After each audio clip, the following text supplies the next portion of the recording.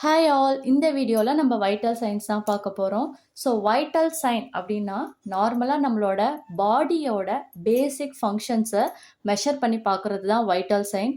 So எப்போல்லாம் இந்த vital sign test பண்ணுவாங்க அப்படின்னா, நார்மலாக ஒரு ஃபீவர் ஆர் கோல்ட் அப்படின்னு போகிறோம், ஹாஸ்பிட்டல் போகிறோம், இல்லை ஏதாவது ஒரு சர்ஜரி பண்ண போகிறோம்.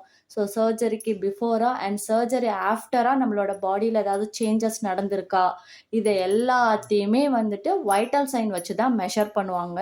ஸோ அதில் நிறைய டெஸ்ட் இருக்குது. ஸோ அதில் ஒரு சில டெஸ்ட் மட்டும் நம்ம இந்த வீடியோவில் பார்க்கலாம். ஸோ இதில் ஃபர்ஸ்ட் டெஸ்ட் பார்த்திங்கன்னா பாடி டெம்பரேச்சர். நார்மலாக ஒரு ஹியூமன் பீயிங்க்கு, அடல்ட்டுக்கும் சரி சில்ட்ரன்ஸுக்கும் சரி, ஒரு பாடி டெம்பரேச்சர் நம்ம பாடி மெயின்டைன் பண்ணிக்கிட்டே இருக்கும். ஸோ அதை வந்து நம்ம எதை வச்சு மெஷர் பண்ணுவோம் அப்படின்னா, தெர்மோமீட்டர் வச்சு தான் மெஷர் பண்ணுவோம். ஸோ நம்ம பாடி வந்துட்டு நார்மலான டெம்பரேச்சரில் இருக்கா, இல்லை டெம்பரேச்சர் வந்து கொஞ்சம் ஹையாக இருக்கா ஆர் லோவாக இருக்கா அப்படின்றத செக் பண்ணுறதுக்கு தெர்மாமீட்டர் யூஸ் பண்ணுவோம். ஸோ நார்மல் பாடி டெம்பரேச்சர், ஒரு அடல்ட்டுக்கு நார்மல் பாடி டெம்பரேச்சர் எவ்வளோ இருக்கணும் அப்படின்னா, செல்சியஸில் சொல்லும்போது 37 டிகிரி செல்சியஸ் இருக்கணும். இதுவே ஃபேரன் ஹீட்டுக்கு கன்வெர்ட் பண்ணும்போது 98.6 டிகிரி ஃபேரன் ஹீட்டாக இருக்கணும். இதுதான் ஒரு அடல்ட்டோட நார்மல் பாடி டெம்பரேச்சர். இதை விட லோ ஆகும்போது, so normal body temperature low ஆகும்போது, ஸோ பாடி எப்படி ஆகிடும்னா ரொம்ப சில்னஸ்ஸாக ஆகிடும். ஸோ அப்போ சில்னஸ்ஸாக ஆகுது, இல்லை நார்மலாக இந்த 37 டிகிரியை விட ரொம்ப லோவாகும்போது டெம்பரேச்சரை மெடிக்கல் டேர்மில் எப்படி சொல்லுவாங்க அப்படின்னா, ஹைப்போதெர்மியா அப்படின்னு சொல்லுவாங்க. அதாவது நார்மல் ரேஞ்சை விட குறைஞ்சிருச்சு அப்படின்னு சொல்லுவாங்க. ஸோ இது வந்து எப்போ ரொம்ப சிவியர் கண்டிஷனுக்கு போகும் அப்படின்னா, லெஸ் தென் 34 டிகிரி செல்சியஸாக இருக்கும்போது, அதாவது ரொம்ப சில்லுன்னு ஆகிடும், அவங்களோட பிளட் சர்க்குலேஷன் சரியாக நடக்காது, ரொம்ப குளிர் ஜுரமாக இருக்கும். ஸோ இந்த மாதிரி கண்டிஷனை ஹைப்போதெர்மியா அப்படின்னு சொல்லுவாங்க. அண்ட் ஹைப்பர் தெர்மியா, அதாவது நார்மல் ரேஞ்சை விட அதிகமாக இருக்குது டெம்பரேச்சர் அப்படின்னா அதை ஹைப்பர் தெர்மியான்னு சொல்லுவாங்க. இதுவும் எப்போ ரொம்ப கிரிட்டிக்கல் கண்டிஷன் அப்படின்னு சொல்லுவாங்கன்னா, 41 டிகிரி செல்சியஸை விட அதிகமாக நமக்கு ஃபீவர் இருக்குது, நம்மளோட பாடியில் டெம்பரேச்சர் அதிகமாக இருக்குது அப்படின்னா அதை ஹைப்பர் தெர்மியான்னு சொல்லுவாங்க. நார்மலாக ஒரு ஃபீவர் அப்படின்றத எப்படி கால்குலேட் பண்ணுறாங்க அப்படின்னா, 37 டிகிரி செல்சியஸை தாண்டும் போது, அதாவது ஒரு 100 டிகிரி ஃபேரன் ஹீட்டில் நமக்கு ஃபீவர் இருக்குது, இல்லை நம்ம உடம்புல சூடு இருக்குது, இல்லை 38 டிகிரி செல்சியஸில் நம்ம உடம்புல சூடு இருக்குன்றதை தெர்மாமீட்டர் வச்சு கால்குலேட் பண்ணுவாங்க.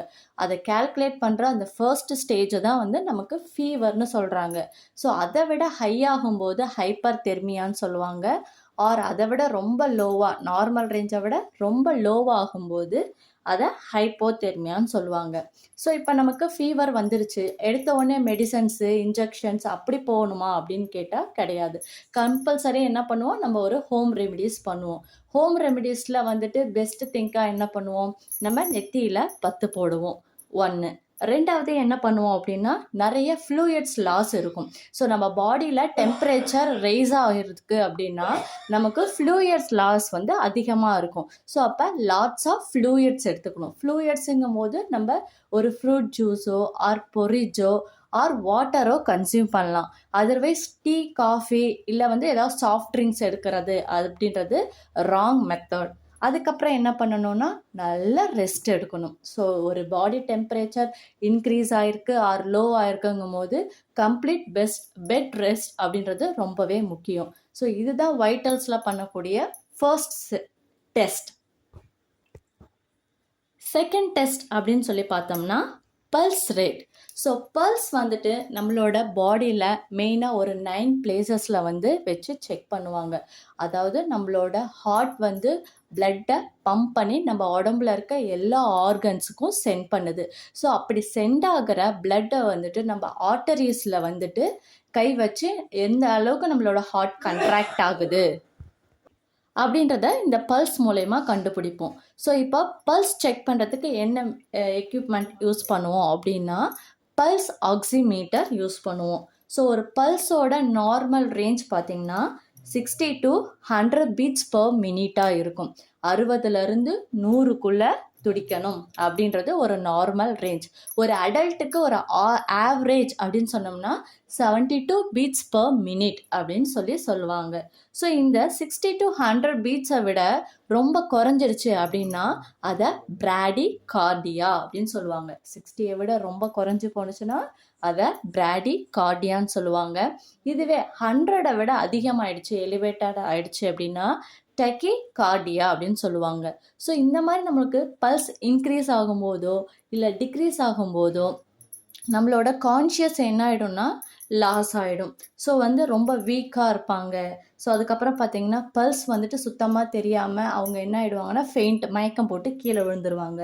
ஸோ அந்த மாதிரி சமயத்தில் நம்ம என்ன பண்ணணும் அப்படின்னா ஃபர்ஸ்ட் அவங்களோட ஷோல்டர்ஸ் எல்லாம் தட்டி கொடுத்து நீங்கள் நார்மலாக இருக்கீங்களா, ஆர் யூ ஓகே அப்படின்ற மாதிரி நம்ம கொஷின்ஸை ரைஸ் பண்ணணும். ஸோ அவங்க அதுக்கு எந்த ஒரு ரெஸ்பான்ஸும் பண்ணலை அப்படிங்கும்போது நம்ம சிபிஆர் ப்ரொசீஜரை பண்ணணும். அதாவது கார்டியோ பல்மனரி ரெசிசிஸ்டேஷன். ஸோ இந்த ப்ராசஸாக பண்ணணும். ஸோ என்ன பண்ணுவோம், ஒரு 30 கம்ப்ரெஷன் மாதிரி கொடுப்போம் அண்ட் 2 ரெஸ்பிரேஷன்ஸ் கொடுப்போம். ஸோ அந்த மாதிரி பண்ணும்போது அவங்களுக்கு ஹார்ட் பம்ப்பு திரும்ப நடக்கும். ஸோ ஒருவேளை அவங்க எந்த ஒரு ரெஸ்பான்ஸும் பண்ணலை அப்படிங்கும்போது கம்பல்சரி நம்ம ஆம்புலன்ஸ்க்கு இன்ஃபர்மேஷன்ஸ் கொடுக்கணும். ஸோ இன்ஃபர்மேஷன் கொடுத்து உடனே அவங்கள ஹாஸ்பிட்டலுக்கு சென்ட் பண்ணிடணும். ஸோ இதுதான் நம்ம pulse rate. And third one is respiration rate. So respiration அப்படின்றது நம்மளோட லங் எப்படி பெர்ஃபார்ம் பண்ணுது அப்படின்றத தான் ரெஸ்பிரேஷன் ரேட்டில் பார்ப்போம். ஸோ நம்மளோட லங்ஸ் எப்படி பெர்ஃபார்ம் பண்ணுது அப்படின்றத எக்யூப்மெண்ட்ஸ் யூஸ் பண்ணியும் செக் பண்ணலாம், ஆர் மேனுவல் கவுண்டிங்காகவும் நம்ம பண்ணலாம்.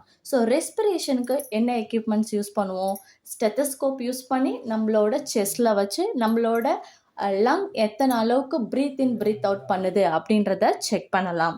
ஆர் ஸ்பைரோமீட்டர் கொடுத்து அவங்கள நல்லா ஃப்ளோ பண்ண சொல்லும்போது அதை வச்சு 1 மினிட்டுக்கு அவங்க எவ்வளோ ப்ரீத் இன் ப்ரீத் அவுட் பண்ணுறாங்க அப்படின்றத கண்டுபிடிக்கலாம்.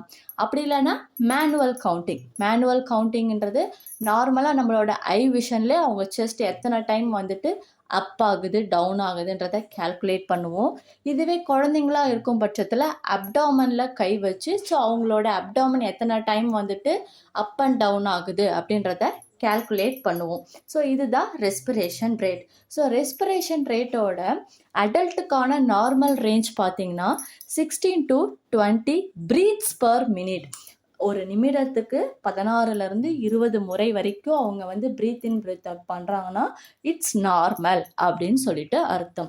ஸோ அதை விட குறையும் போது, இந்த 16 விட குறையும் போது, அதாவது 12க்கு கீழே குறையுது அப்படின்னா அதை மெடிக்கல் டேர்மில் பிராடிபீனியா அப்படின்னு சொல்லுவாங்க. இதுவே 20 விட அதிகமாக ஆகுது அப்படின்னா ஸோ அதை டக்கி பீனியா அப்படின்னு சொல்லுவாங்க. ஸோ இதுக்கான ஃபர்ஸ்ட் எய்டாக என்ன பண்ணலாம், ஃபர்ஸ்ட் நம்ம பல்ஸ் செக் பண்ணணும். ஸோ பல்ஸ் இருக்குது பட் நாட் ரெஸ்பான்ஸ் பண்ண மாட்டேன்றாங்க அப்படின்னா ஸோ சிபிஆர் பெர்ஃபார்ம் பண்ணுவோம். அண்ட் கண்டிப்பாக அவங்களுக்கு வென்டிலேஷன் ரொம்பவே முக்கியம். ஸோ அவங்களால ப்ரீத் பண்ண முடியல அப்படின்னா ஆக்சிஜன் மாஸ்க்கு கனெக்ட் பண்ணி அவங்கள வென்டிலேட் பண்ணணும். அண்ட் மோரோவர் சில ஆஸ்மா பேஷண்ட்ஸ் இருப்பாங்க, டிபி பேஷண்ட்ஸ் இருப்பாங்க, அவங்களுக்கு ரெஸ்பிரேஷன் சரியாக நடக்கலை அப்படின்னா அவங்களுக்குன்னு டாக்டர் மெடிசன்ஸ் ப்ரிஸ்கிரைப் பண்ணியிருப்பாங்க இன்ஹேலர் மூலிமா இன்ஹேல் பண்ணுறதுக்காக. ஸோ அப்போ அதை உடனே அவங்களுக்கு கொடுத்து அவங்கள நார்மலாக ப்ரீத் இன் பண்ண வைக்கணும். Fourth one is blood pressure. So blood ப்ரெஷர்ன்றது வைட்டல்ஸ்ல ரொம்பவே இம்பார்ட்டண்ட்டான திங். இதை கால்குலேட் பண்ணுறதுக்கு யூஸ் பண்ணுற எக்யூப்மெண்ட்டோட நேம் பார்த்தீங்கன்னா ஸ்பிக்மோமேனோமீட்டர் அப்படின்னு சொல்லுவாங்க. ஸோ பிளட் ப்ரெஷரோட நார்மல் ரேஞ்ச் பார்த்தீங்கன்னா 120/80 mmHg. mmHg means millimetre of mercury அப்படின்னு சொல்லுவோம். ஸோ இதில் ஏன் 2 ரீடிங் கொடுத்துருக்காங்க பை போட்டு அப்படின்னா ஸோ 120 அப்படின்றது சிஸ்டாலிக் அண்ட் 80 அப்படின்றது டயஸ்டாலிக். ஸோ சிஸ்டாலிக் அப்படின்றது நம்மளோட ஹார்ட் கண்ட்ராக்ட் ஆகும்போது எடுக்கிற ஒரு லப் அப்படின்ற ஒரு சவுண்ட் வரும். ஸோ அதை கால்குலேட் பண்ணுறது தான் இந்த 120. அண்ட் 80ன்றது டயஸ்டாலிக். ஸோ நம்ம ஹார்ட் எடுத்துக்கிற அந்த ரிலாக்ஸேஷனை தான் டைமிங்கை தான் டயஸ்டாலிக் அப்படின்னு சொல்லுவோம். ஸோ ஹார்ட்டோட கண்ட்ராக்ஷன் அண்ட் ரிலாக்ஸேஷன் இந்த ரெண்டுத்தோட வேல்யூவையும் நம்ம நோட் பண்ணணும். அதை தான் நார்மல் ரேஞ்சாக இங்கே கொடுத்துருக்காங்க.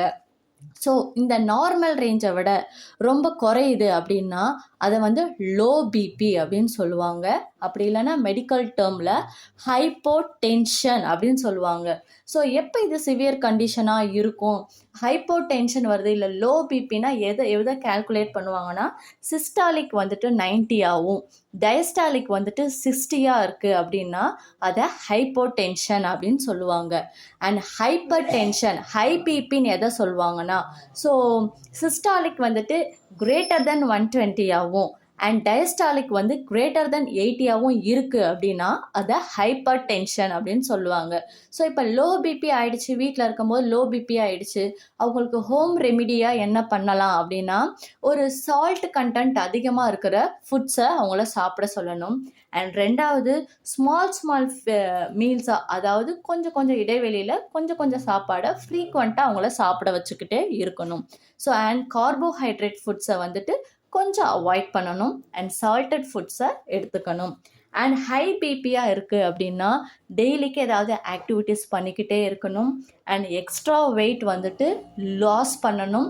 முக்கியமாக சால்டட் அதிகமாக இருக்கிற ஃபுட்ஸை எடுத்துக்கவே கூடாது. அண்ட் மெயின்லி ஹை பிபி இருக்கிற பேஷண்ட்ஸ்க்கு கம்பல்சரி வந்துட்டு டயபெட்டிஸ் டெஸ்ட்டும் பண்ணி பார்க்கணும்.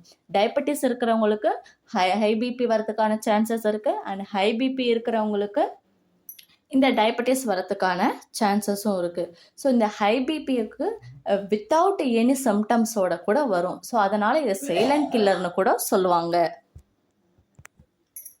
And fifth one is oxygen saturation. Oxygen saturation அப்படின்றது என்னன்னு பார்த்தீங்கன்னா, நம்மளோட பிளட்டில் ஆக்சிஜனோட லெவல் எவ்வளோ இருக்குது அப்படின்றத செக் பண்ணுறது தான் ஆக்சிஜன் சேச்சுரேஷன்.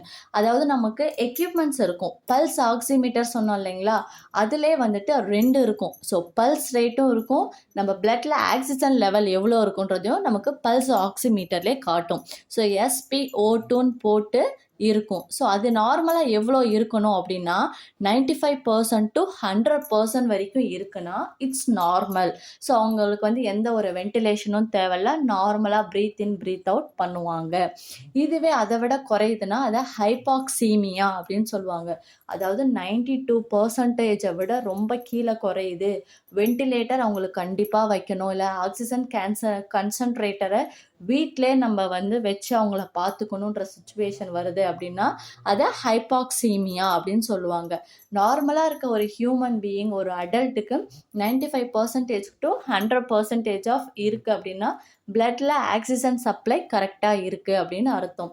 ஸோ இந்த வைட்டல்ஸில் இந்த மெயினாக இந்த 5 டெஸ்ட் எப்போ பண்ணுவாங்க அப்படின்னா, நார்மலாக ஒரு ஹாஸ்பிட்டலுக்கு நம்ம போகிறோம், நம்ம பாடிஸில் ஒரு மைனரான சேஞ்சஸ் இருந்தாலும் சரி, இல்லை மேஜர் சேஞ்சஸ் ஏதாவது இருந்தாலும் சரி, ஃபர்ஸ்ட் டெஸ்ட்டாக வந்து ஃபர்ஸ்ட் ஸ்டெப்பாகவும் என்ன பண்ணுவாங்கன்னா வைட்டல் டெஸ்ட் தான் பண்ணுவாங்க. அண்ட் நம்ம ஒரு மெடிக்கேஷன்ஸை எடுத்துக்கிட்டு இருக்கோம், ஆர் மெடிக்கேஷன்ஸை புதுசாக எடுத்துக்க போகிறோம் அப்படின்னாலும் ஃபர்ஸ்ட்டும் வந்துட்டு வைட்டல்ஸ் டெஸ்ட் பண்ணுவாங்க. அண்ட் ஆஃப்டர் மெடிக்கேஷன்ஸ்க்கு அப்புறம் நம்ம உடம்புல ஏதாவது சேஞ்சஸ் நடந்திருக்கா அப்படின்றத செக் பண்ணுறதுக்கும் இந்த வைட்டல் டெஸ்ட் பண்ணுவாங்க. ஒரு சர்ஜரி பெர்ஃபார்ம் பண்ண போகிறாங்க அப்படின்னா சர்ஜரிக்கு பிஃபோராகவும் வைட்டல்ஸ் டெஸ்ட் பண்ணுவாங்க. ஆஃப்டர் சர்ஜரி அவங்களோட பாடியில் ஏதாவது சேஞ்சஸ் நடந்திருக்கான்றதை கண்டுபிடிக்கிறதுக்காகவும் ஸோ வைட்டல் டெஸ்ட்ன்றதை பண்ணுவாங்க. ஸோ வைட்டல் டெஸ்ட் அப்படின்றது நாட் ஃபார் உடம்பு முடியாதவங்க மட்டும்தான் டெஸ்ட் பண்ணிக்கணுமா அப்படின்னா நோ. நார்மலாக நம்மளோட பாடி ஃபங்க்ஷன்ஸ்லாம் எப்படி இருக்குது, நம்மளோட பாடியில் நார்மலாக எல்லாமே நார்மல் ரேஞ்சஸில் தான் இருக்கா, இல்லை ஏதாவது எலிவேட் ஆகிருக்கா, இல்லை டவுன் ஆகிருக்கா, ட்ராப் அவுட் ஆகிருக்கா, இதெல்லாம் தெரிஞ்சுக்கணுன்னாலும் நம்ம இந்த பேசிக் டெஸ்ட்டை பண்ணிக்கலாம். ஸோ இப்போ ஒன்ஸ் நம்ம ரீகால் பண்ணிடலாம். Vital signs, measurement of the body's basic functions. First one body temperature, equipment thermometer. Normal range 37 degrees Celsius or 98.6 degree Fahrenheit. Hypothermia, low temperature less than 34 degrees Celsius or 93.2 degree Fahrenheit. Hyperthermia, high temperature greater than 41 degrees Celsius or 105.8 degree Fahrenheit. Fever 38 degrees Celsius or 100.4 degree Fahrenheit. First aid, drink lots of fluids, take bed rest. Pulse rate. Equipment, pulse oximeter. Normal range 60 to 100 beats per minute. Bradycardia less than 60 beats per minute. Tachycardia greater than 100 beats per minute. First aid, weak or absent pulse should perform CPR, cardiopulmonary resuscitation. Respiration rate. Equipment, stethoscope or spirometer or manual counting. Normal range 16 to 20 breaths per minute. Bradypnea less than 12 breaths per minute. Tachypnea greater than 20 breaths per minute. First aid, check pulse, CPR, ventilation or use inhaler.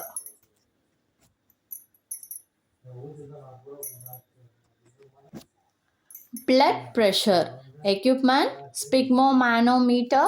Normal range 120 by 80 mmHg. Hypotension 90 by 60 millimeter of mercury. Hypertension greater than 120 by greater than 80 millimeter of mercury. Low BP home remedies: eat more salty foods, eat small meals frequently. High BP, lose extra weight. Oxygen saturation, normal range 95% to 100%. Equipment, pulse oximeter, SpO2. Hypoxemia less than 92%. So இந்த video உங்களுக்கு யூஸ்ஃபுல்லாக இருந்திருக்கும் அப்படின்னு நினைக்கிறேன். So இந்த video உங்களுக்கு யூஸ்ஃபுல்லாக இருந்துச்சு அப்படின்னா உங்களோட ஃப்ரெண்ட்ஸ்க்கும் ஷேர் பண்ணுங்கள். அண்ட் இதே மாதிரி வீடியோஸ் நம்ம சேனலில் தொடர்ந்து வந்துக்கிட்டே இருக்கும். வாட்ச் பண்ணுங்கள். Stay tune.